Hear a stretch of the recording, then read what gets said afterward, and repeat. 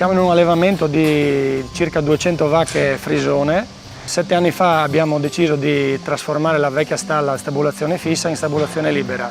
Questa scelta è stata fatta soprattutto per migliorare le condizioni degli animali, migliorare le performance e soprattutto anche la salute degli animali.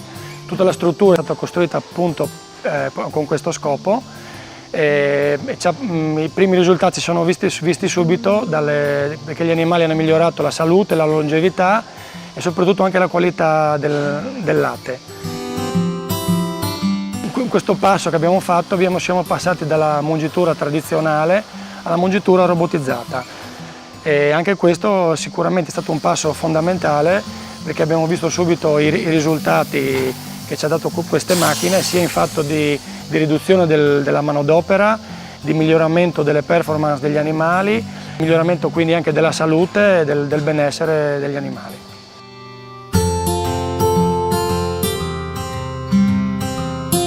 Il Consorzio Latterie Friulane è azienda leader del Friuli Venezia Giulia per quanto riguarda la raccolta e trasformazione dei prodotti lattiero-caseari. È nata nel 1938 e nell'evolversi, accorpando diverse cooperative appunto della realtà friulana, è arrivata fino ai tempi odierni, nei quali la cooperativa con i suoi ben 200 dipendenti, vedi le problematiche di mercato, vedi un po' tutto, ha avuto dei problemi. Con questi problemi naturalmente è andata a cercarsi una partnership a livello di mercato e ormai è storia di oggi.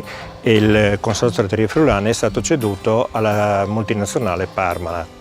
La cooperativa con questa cessione si è trasformata da una cooperativa di raccolta e trasformazione diretta dei prodotti a una cooperativa di solo raccolta latte. In questo passaggio la cooperativa ha un contratto di conferimento di latte per 10 anni.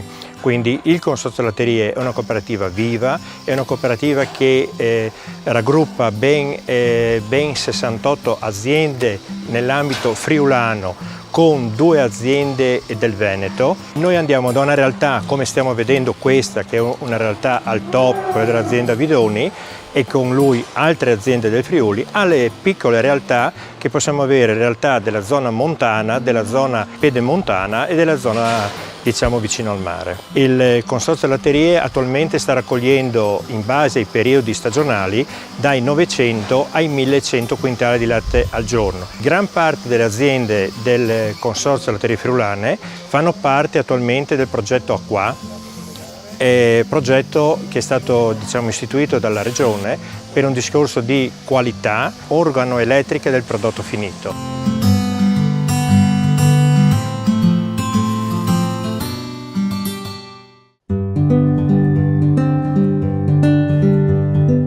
Purtroppo la questione del prezzo è una questione molto dolente per tutte le aziende agricole e zootecniche, perché noi andiamo con un costo medio di produzione che varia da azienda a azienda, dall'ordine dei 27 centesimi a un'azienda top come questa, 27-28 centesimi la produzione, fino a un costo di 36-37 centesimi.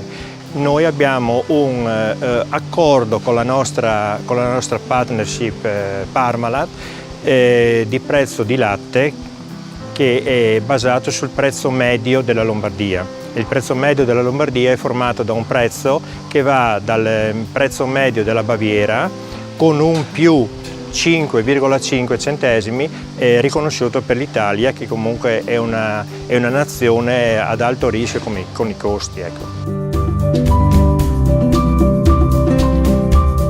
Il Consorzio Latterie Friulane si sviluppa come centro di raccolta. Noi abbiamo i suoi soci che stanno facendo di tutto appunto per adeguarsi al mercato e stanno puntando al biologico, al nuovo, al mercato del domani.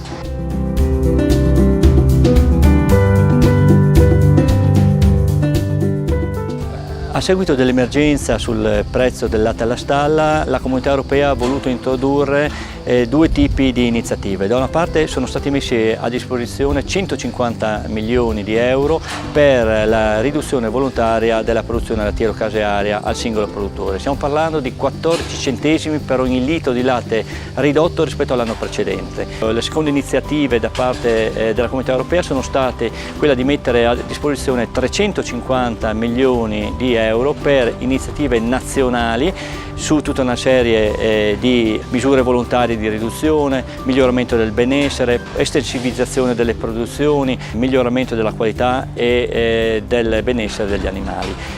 Su questa seconda misura all'Italia arriveranno 21 milioni e su questo il nostro Ministero dovrà ancora decidere su quali misure orientarsi.